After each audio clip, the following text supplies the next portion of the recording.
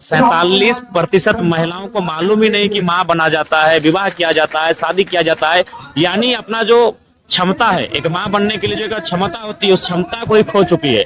और कुछ महिलाएं अगर मां बनती भी हैं, एक कोई महिला, आदिवासी महिला है, उनके 6 बच्चे मरे हुए पैदा हुए थे, केवल और केवल उस रेडिएशन के प्रभाव से। जो रैयत लोग हैं उन्हें भद्दी भद्दी गालियां देती हैं, लाठीचार्ज किया जाता है, और फिर उसी रैयत को थाने में लाके भर दिया जाता है। लेकिन कंपनी की तरफ एक कागज नहीं वो फॉरवर्ड कर पाते हैं। ये व्यवस्था है आज इस राज्य की। और आज वही दौर में हम जी रहे हैं जहां 5 किलो के चावल आज हमारे 5 एकड़ की जमीन से ऊपर हो गई। वो खरसवां गोलीकांड झारखंड में आज रोज घटित होता है, बस सामूहिक नहीं होता है। उस दिन 50,000 लोग मारे गए थे, आज 550 लोग लाठी डंडे से पीटे जाते हैं, केस मुकदमा FIR किया जाता है। खरसवां गोलीकांड झारखंड के साथ आज भी हो रहा है। उस समय उड़ीसा की सरकार, मिलिट्री के द्वारा वो कांड हुआ था, और आज के तो 15 साल के जो बच्चे तैयारी करते हैं और इतने हिंसक हो जाते हैं, तो जो 300-400 साल पुरानी जमीन खो रहा है वो कितने हिंसक होने चाहिए, लेकिन वो हिंसक ना होके शांत हो जाते हैं। 1 जनवरी 1948 उस दिन से झारखंड के इतिहास में एक काला अध्याय लिखा गया। खरसावां गोलीकांड, खरसावां हाट बाजार लगा हुआ था। उसी समय उड़ीसा सरकार ने पूरे हाट बाजार पे ही मिलिट्री फोर्स के द्वारा गोलियां से बौछार कर दिया। लगभग 40 से 50 हजार की संख्या में यहाँ के स्थानीय आदिवासी मूलवासी शहीद हो गए। आज जब देश 1 जनवरी नववर्ष मना रहा है, तो झारखंड के लोग काला दिवस के रूप में खरसावां गोलीकांड कर श्रद्धांजलि अर्पित कर रहे हैं। मेरे साथ बात करने के लिए आज मैं हूं खरसावां स्थान में ही। बात करने के लिए डुमरी विधायक, जेल के सुप्रीमो टाइगर जयराम महतो हैं। खरसावां गोलीकांड को आप कैसे देख पा रहे हैं, आज यहाँ पहुंचे हैं? खरसवां गोलीकांड अस्मिता की लड़ाई थी। खरसवां गोलीकांड पहचान की, सम्मान की लड़ाई थी, और आज भी झारखंड के लोग उस लड़ाई को लड़ भी रहे हैं और कहीं कहीं उस लड़ाई को विस्मृत भी कर रहे हैं। वास्तव में खरसवां गोलीकांड इसलिए हुआ था कि उस समय जो खरसवां का क्षेत्र है उसे उड़ीसा में मिलाने की बात चल रही थी, और खरसवां के लोग किसी भी सूरत हाल में अपनी जमीन, अपनी संस्कृति, अपनी परंपरा उड़ीसा के साथ साझा नहीं करना चाहते थे। तो समझ सकते हैं कि अपनी जमीन, अपने भूभाग को बचाने के लिए 50,000 लोगों ने हंसते हुए बलिदान दे दिया। और आज वही दौर में हम जी रहे हैं जहां 5 किलो के चावल आज हमारे 5 एकड़ की जमीन से ऊपर हो गई। तो आज खरसवां गोलीकांड के उस विषय को, उस व्यवस्था को, उस व्यवहार को समझने की आवश्यकता है कि खरसवां का गोलीकांड आखिर क्यों घटित हुआ था और उससे हम सबक क्या लेते हैं। ये बहुत बड़ा विषय है।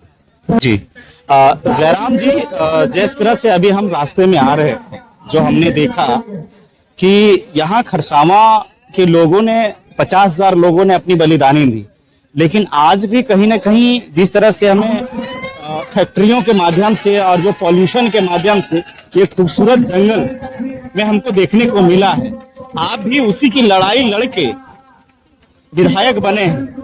अब आगे का क्या कुछ देख पा रहे हैं, क्योंकि झारखंड कहीं ना कहीं आज भी अपने आप को कुंठित महसूस कर रहा है। बिल्कुल बिल्कुल, वो खरसवां गोलीकांड झारखंड में आज रोज घटित होता है, बस सामूहिक नहीं होता है। उस दिन 50,000 लोग मारे गए थे, आज 550 लोग लाठी डंडे से पीटे जाते हैं, केस मुकदमा FIR किया जाता है।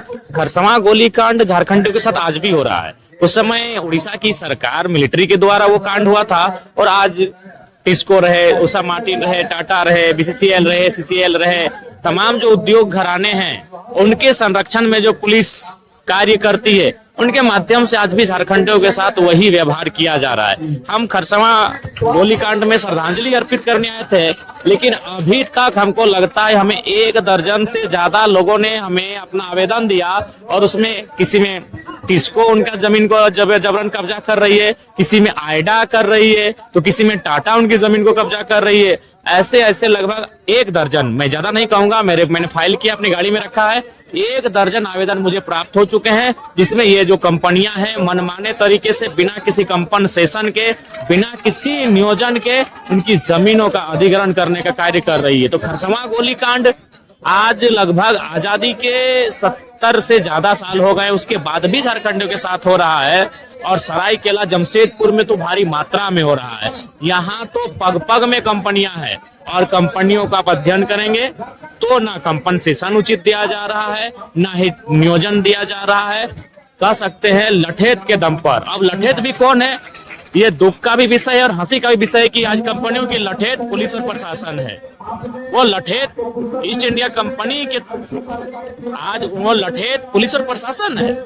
आज वो जाती है, जो रैयत लोग हैं उन्हें भद्दी भद्दी गालियां देती हैं, लाठीचार्ज किया जाता है, और फिर उसी रैयत को थाने में लाके भर दिया जाता है। लेकिन कंपनी की तरफ एक कागज नहीं वो फॉरवर्ड कर पाते हैं। ये व्यवस्था है आज इस राज्य की।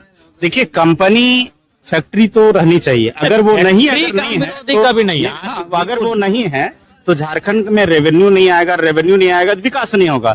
लेकिन इसमें जयराम का क्या स्टैंड रहेगा कि उसको कैसे रेगुलेट किया जाए? देखिए, मेरा कहना है बिल्कुल, आज हम 21वीं सदी में हैं, एक उत्पादन के दौर में है। अगर उत्पादन नहीं होगा तो हमें लगता है गति रुक जाएगी। उत्पादन होना चाहिए, उत्पादन फैक्ट्रियों में ही होगा, उत्पादन कंपनियों में ही होगा।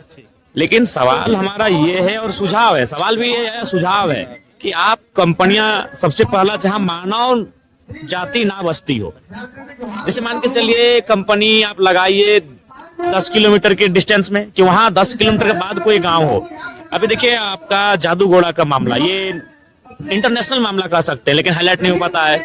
वहां जो कंपनी नहीं, वहां यूरेनियम का खनन होता है, और उसके खनन से जो रेडिएशन निकलता है उससे जो मानव के शरीर में जो प्रभाव पड़ता है, वो सर्वे है, 7 गांवों की सर्वे की है टीम ने। उसमें 47% महिलाओं को मालूम ही नहीं कि मां बना जाता है, विवाह किया जाता है, शादी किया जाता है। यानी अपना जो क्षमता है, एक मां बनने के लिए जो एक क्षमता होती है, उस क्षमता को ही खो चुकी है। और कुछ महिलाएं अगर मां बनती भी हैं, एक कोई महिला, आदिवासी महिला है, उनके 6 बच्चे मरे हुए पैदा हुए थे, केवल और केवल उस रेडिएशन के प्रभाव से। तो मेरा तर्क ये है कि आप कोई भी कंपनी ऐसा जगह लगाएं जहां मानव आबादी ना बसती हो, उस भूमि पे लगाएं। और सबसे महत्वपूर्ण बात, जब आप भूमि का अधिग्रहण करते हैं तो जिनकी भूमि है उनको आप उचित मुआवजा दें। 3rd और 4th ग्रेड की नौकरी एकदम 100% उनको सुनिश्चित करें। क्योंकि देखिए, आप जिस खेत को आज लगा रहे हैं, जोत कोड़ कर रहे हैं, वो आपके पिताजी लगाते थे, जोत कोड़ करते थे। आपके पिताजी से पहले आपके दादाजी करते थे, आपके दादाजी से पहले उनके दादाजी करते थे। तो ये पीढ़ी दर पीढ़ी ट्रांसफर होते आया है। जब आप जमीन को, खेत को ले लेते हैं तो उसका सारा चीज कट चुका है। तो इसलिए जब तक वहां कंपनी रहेगी तब तक ये भी नियम होना चाहिए कि 3rd और 4th ग्रेड की नौकरियों में उस फैमिली को, जो रैयत है, उसे पीढ़ी दर पीढ़ी, अगर वो स्किल है तो स्किल कैटेगरी में दीजिए, अगर स्किल नहीं है तो अनस्किल कैटेगरी में दीजिए। आप रेजा, कुली, गार्डनर, चपरासी, बहुत सारा काम होता है, लेकिन ये तय होना चाहिए कि उस परिवार को पीढ़ी दर पीढ़ी वहां नौकरी मिलना चाहिए। अब क्या देख पा रहे हैं, क्योंकि झारखंड 24-25 साल का हो गया है, अब विधायक की सीट पे हैं, सदन में आवाज भी उठाते हैं। लोगों ने देखा, दुनिया ने देखा कि जयराम एक ऐसे व्यक्ति विधायक बन के आए हैं जो सदन में बखूबी बेहतरीन ढंग से आवाज उठा रहे हैं। तो अब क्या कुछ कहेंगे? देखिए, मेरा मानना है कि जो आज से सबसे पहला बात, अभी यूथ जो नौकरियों की तैयारी करते हैं, आज उनमें हताशा है, और उस हताशा के एवज में वो किसी भी काम को करने का अंजाम देने के लिए तैयार हो जाते हैं, चाहे सड़क जाम हो, आगजनी जैसी घटनाएं हो, जबकि वो नौकरी की तैयारी 10 साल से कर रहे हैं। तो सोच के देखिए, उनसे कई ज्यादा गुना पीड़ा विस्थापन का होता है, क्योंकि विस्थापन खेत से होता है, विस्थापन जमीन से होता है, और उस जमीन को बनाने में हमको लगता है कई पीढ़ी का समय लगता है। और वो जमीन भी हमको लगता है तो नहीं तो अनुमान आज के डेट में भी अगर किसी गांव के सर्वे करें तो कम से कम तो मुगल काल से रहता है, मुगल काल से रहता है। दैट मीन्स कम से कम 300-400 साल से, तो 300-400 साल पूर्व उनकी जमीन उनके पास रहती है। तो 15 साल के जो बच्चे तैयारी करते हैं और इतने हिंसक हो जाते हैं, तो जो 300-400 साल पुरानी जमीन खो रहा है वो कितने हिंसक होने चाहिए, लेकिन वो हिंसक ना होके शांत हो जाते हैं, वो सिस्टम से हार मान लेते हैं, वो अपने दिल को तसल्ली देते हैं कि छोड़ो यार, एक दिन मौत सबको आएगी, हमारा दुर्भाग्य है, और सिस्टम से हार जाती है। तो इसीलिए मैं जब सदन में जाऊंगा तो इस बार जो मेरा मैक्सिमम जो विषय उठेगा, पूर्व के सदन में मैंने छात्रों संबंधित विषय को उठाया था, इस बार विस्थापन, पलायन, जमीन संबंधित विषय मेरे प्रमुखता से उठाने का मैं कार्य करूंगा। मैं समझता हूँ कि विस्थापन का जो मसला है वो झारखंड का सबसे बड़ा मुद्दा में, सबसे बड़ा मुद्दा है। देखें, कुछ दिन पहले एक नक्सली का इंटरव्यू आया था, उन्होंने भी वही कहा कि अगर जमीन संबंधित मुद्दों का समाधान कर दिया गया, झारखंड में 50% मुद्दों का समाधान स्वतः हो जाएगा।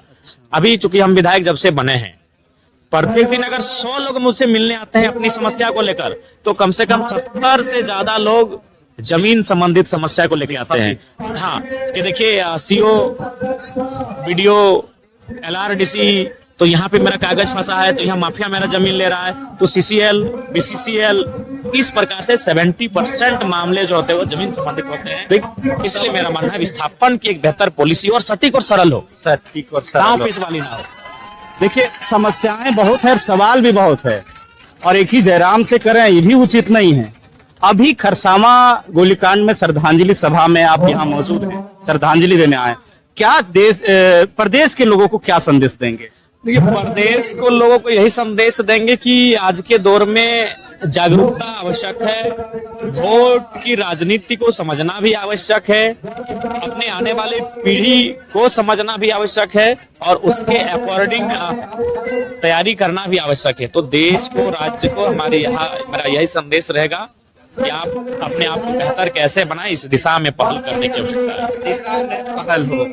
तो खरसावा गोलीकांड, खरसावा स्थान पे हम लोग अभी मौजूद हैं और अभी सभाएं चल रही हैं, उधर भी सभा है, वहां की भी तस्वीर मैं आपको बखूबी दिखाऊंगा। मिलूंगा अगली कड़ी में, दीजिए पंकज को इजाजत। जोहार।